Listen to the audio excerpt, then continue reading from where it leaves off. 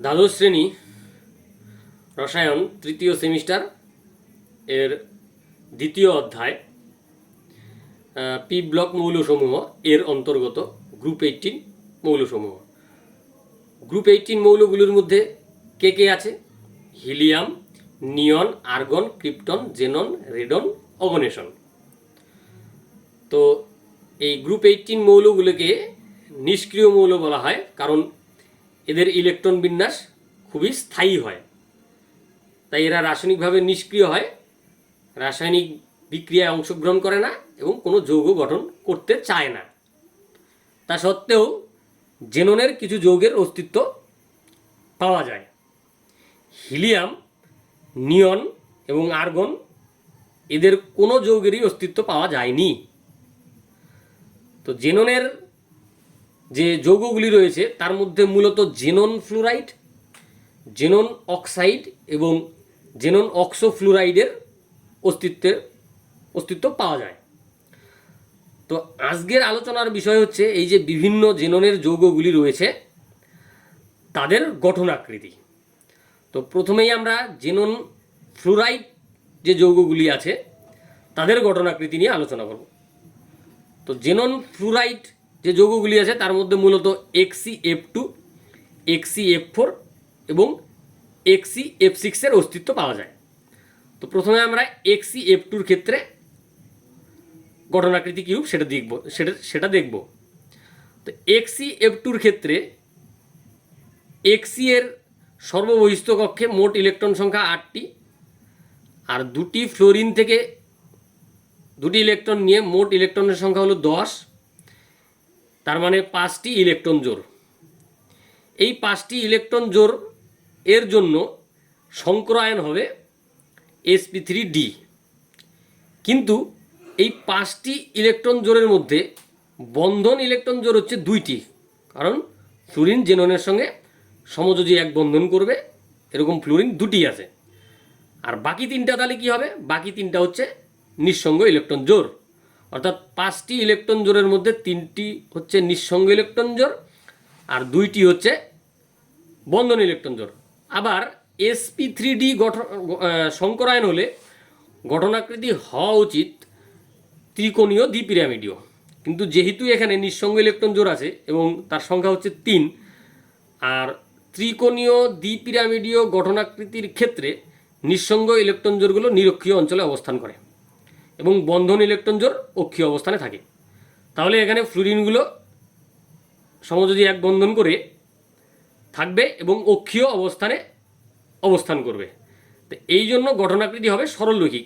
Xe একই সরলরেখায় fluorine, তার সঙ্গে একই সরলরেখায় ফ্লুরিন আছে, এই কোণটা হচ্ছে 180 ডিগ্রি, সেই জন্য XeF2 গঠনাকৃতি হচ্ছে সরলরৈখিক।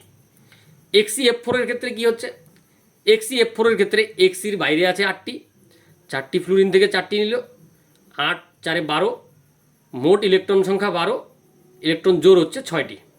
এই 6টি ইলেকট্রন জোড়ের মধ্যে 4টি হচ্ছে বন্ধন ইলেকট্রন জোড় 4টি ফ্লুরিনের জন্য, আর বাকি 2টি হচ্ছে নিঃসঙ্গ ইলেকট্রন জোড়।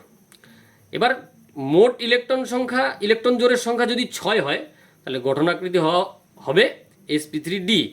sp3d হলে গঠনাকৃতি হওয়া উচিত অষ্টতলগীয়, কিন্তু অষ্টতলগীয় গঠনাকৃতিতে যদি নিঃসঙ্গ ইলেকট্রন জোড় থাকে তাহলে সেই নিঃসঙ্গ ইলেকট্রন জোড়গুলি অক্ষীয় অবস্থানে অবস্থান করে, আর বাকি যে 4টি ফ্লুরিন সেটি Xeর সঙ্গে সমযোজী বন্ধন করে থাকবে এবং এই বন্ধন ইলেকট্রন জোড়গুলো থাকবে অক্ষীয় অবস্থানে, অর্থাৎ এই যে জায়গাটি রয়েছে এই বর্গাকার অঞ্চলের মধ্যে, এই বর্গক্ষেত্রে যে 4টি বিন্দু রয়েছে সেই বিন্দুগুলিতে ফ্লুরিন থাকবে এবং এই বর্গক্ষেত্রের ঠিক মধ্যবিন্দুতে জেনন থাকবে।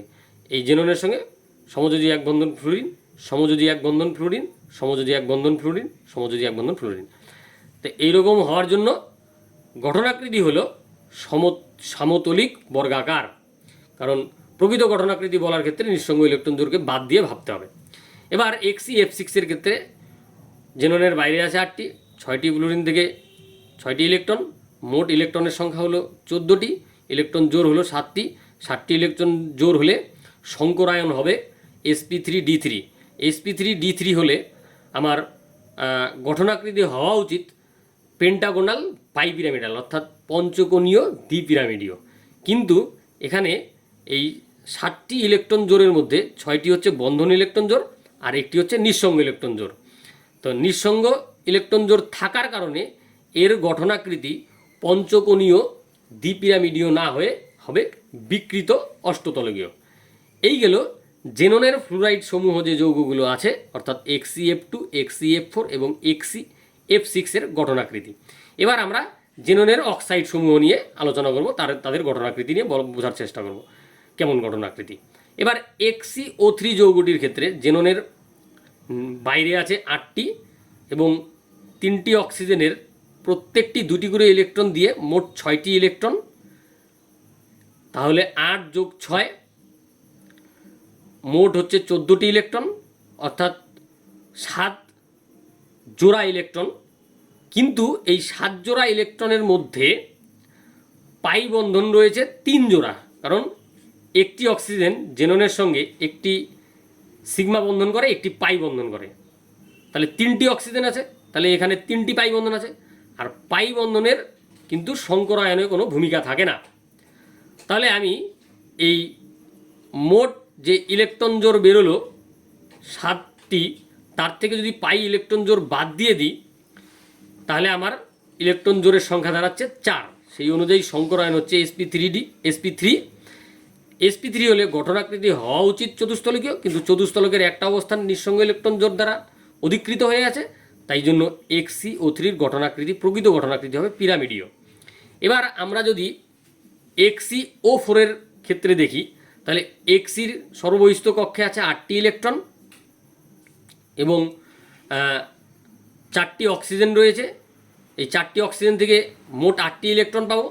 এই করে হচ্ছে মোট 16টি ইলেকট্রন অর্থাৎ 8 জোড়া ইলেকট্রন। এই 8 জোড়ার মধ্যে 4টি আছে পাই বন্ধন জোড়। এই পাই বন্ধন জোড় কিন্তু সংকরায়নে কোনো অংশগ্রহণ করবে না, তাহলে 8টির থেকে 4টি বাদ দিব, থাকবে 4।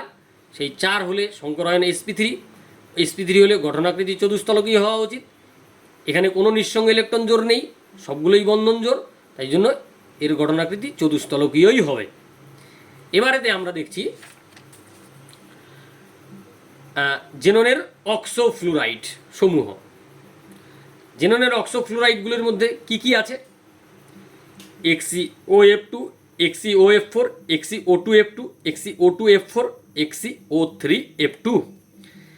এবার প্রথমে আমরা XeOF2 গঠনাকৃতি দেখব। XeOF2 গঠনাকৃতি দেখার ক্ষেত্রে মোট Xe এর মোট ইলেকট্রনের সংখ্যা বা মোট ইলেকট্রন জোড়ের সংখ্যাটা বের করব। Xeর বাইরে আছে 8টি, একটি অক্সিজেন থেকে নেবে 2টি আর 2টি ফ্লুরিন থেকে 2টি। এই হলো 8 যোগ 2 যোগ 2 মানে 12টি ইলেকট্রন, অর্থাৎ 6টি ইলেকট্রন জোড়।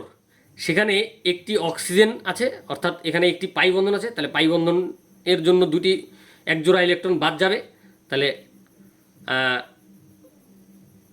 কত আছে? 8 যোগ 2 যোগ 2 12 মানে 6 জোড়া। 6 জোড়া থেকে 6টি ইলেকট্রন জোড় থেকে একটি ইলেকট্রন জোড় বাদ যাবে, হবে ইলেকট্রন জোড়ের সংখ্যা হবে 5। এই 5টি আমার সংকরায়নে অংশগ্রহণ করবে, সেই জন্য সংকরায়ন হবে sp3d। আর sp3d যদি সংকরায়ন হয় তাহলে গঠনাকৃতি হওয়া উচিত ত্রিকোণীয় দ্বিপিরামিডীয়, মানে এইরকম একটা গঠনাকৃতি, অর্থাৎ একটি ত্রিভুজ, তার সঙ্গে 90 ডিগ্রি করে একটি বন্ধন থাকবে আর নিচের দিকে একটি 90 ডিগ্রি করে আরেকটি বন্ধন থাকবে।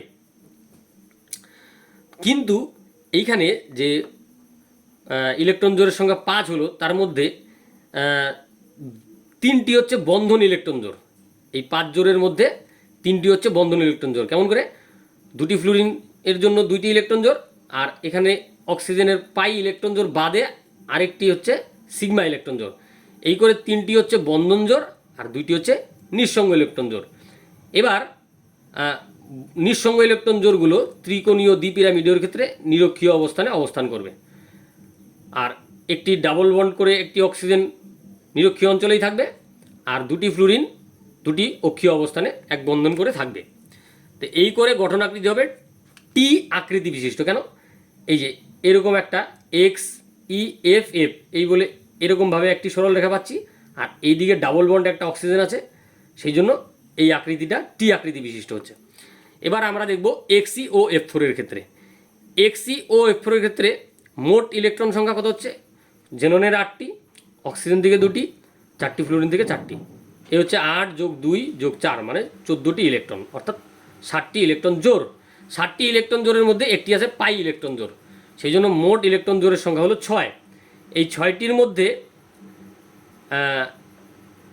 কি আছে? 6টির মধ্যে 4 আর 1 5, 5টি হচ্ছে বন্ধন ইলেকট্রন জোড় আছে, কারণ 4টি ফ্লুরিন 4টা সিগমা বন্ধন করবে, আর অক্সিজেনের একটি সিগমা বন্ধন আছে।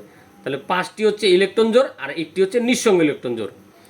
তাহলে এবার আমরা দেখব যে 6টি যে ইলেকট্রন জোড়, সেই জন্য আমার সংকরায়ন হবে sp3d2। sp3d2 হলে গঠনাকৃতি হওয়া উচিত অষ্টতলকীয়, কিন্তু এখানে একটি নিঃসঙ্গ ইলেকট্রন জোড় আছে। অষ্টতলকের একটি অবস্থান নিঃসঙ্গ ইলেকট্রন জোড়, আর অষ্টতলকীয় ক্ষেত্রে নিঃসঙ্গ ইলেকট্রন জোড়টি সবসময় অক্ষীয় অবস্থানে অবস্থান করে। তাই এখানে একটি অক্ষীয় অবস্থানে একটি নিঃসঙ্গ ইলেকট্রন জোড় থাকবে।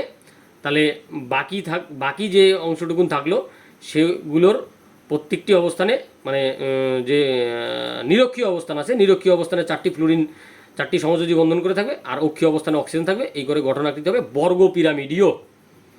কি হচ্ছে গঠনাকৃতি? বর্গ পিরামিডীয়। এইবারেতে আমরা আসবো XeO2F2। XeO2F2 ক্ষেত্রে আমরা যদি এইভাবে বের করি, তাহলে মোট ইলেকট্রন জোড়ের সংখ্যা আসবে 5। 5 হলে সংকরায়ন হবে sp3d। sp3d হলে গঠনাকৃতি হওয়া উচিত ত্রিকোণীয় দ্বিপিরামিডীয়, কিন্তু এখানে কি আছে? এখানে একটি নিঃসঙ্গ ইলেকট্রন জোড় আছে। কীভাবে? এই 5টির মধ্যে এই 2টি ফ্লুরিন 2টি সিগমা বন্ধন করবে, এবং 2টি অক্সিজেনের 2টি সিগমা বন্ধন তো অবশ্যই থাকবে, পাই বন্ধন বাদে। তাহলে এই করে হচ্ছে এখানে 4টি হচ্ছে 5টির মধ্যে 4টি হচ্ছে সিগমা বন্ধন জোড় এবং একটি হচ্ছে নিঃসঙ্গ ইলেকট্রন জোড়। আর এখানে নিঃসঙ্গ ইলেকট্রন জোড়টি কোথায় থাকবে? নিরক্ষীয় অবস্থানে থাকবে। এরকম নিঃসঙ্গ ইলেকট্রন জোড়টি যদি নিরক্ষীয় অবস্থানে থাকে এবং 2টি ফ্লুরিন অক্ষীয় অবস্থান আর 2টি অক্সিজেন নিরক্ষীয় অবস্থানে থাকলে গঠনাকৃতি হবে বিকৃত চতুস্তলকীয়। একইভাবে XeO2F4 এর ক্ষেত্রে মোট ইলেকট্রন জোড় আসবে 6টি, তার মধ্যে সবগুলোই থাকবে বন্ধন ইলেকট্রন জোড়, এবং 6টি ইলেকট্রন জোড়ের জন্য সংকরায়ন sp3d2, এবং এখানে যেহেতু সবগুলোই বন্ধন ইলেকট্রন জোড় তাই এর গঠনাকৃতি হবে অষ্টতলকীয়।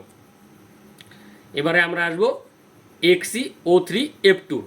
এই XeO3F2 এর ক্ষেত্রে মোট ইলেকট্রন জোড়ের সংখ্যা হচ্ছে 5, সেই জন্য সংকরায়ন হবে sp3d, আর গঠনাকৃতি হওয়া উচিত ত্রিকোণীয় দ্বিপিরামিডীয়, কিন্তু এই 5টির মধ্যে সবগুলোই বন্ধন ইলেকট্রন জোড়। সেই বন্ধন ইলেকট্রন জোড় হওয়ার জন্য এর গঠনাকৃতি যেটা হওয়া উচিত সেটাই হবে, অর্থাৎ ত্রিকোণীয় দ্বিপিরামিডীয়। সেটা হচ্ছে এই রকম। তো এইভাবে করে জেননের যে বিভিন্ন যৌগগুলো আছে তাদের আমরা গঠনাকৃতি সহজেই ব্যাখ্যা করতে পারি। তো ধন্যবাদ, আজকের ভিডিওতে এইটুকুনি।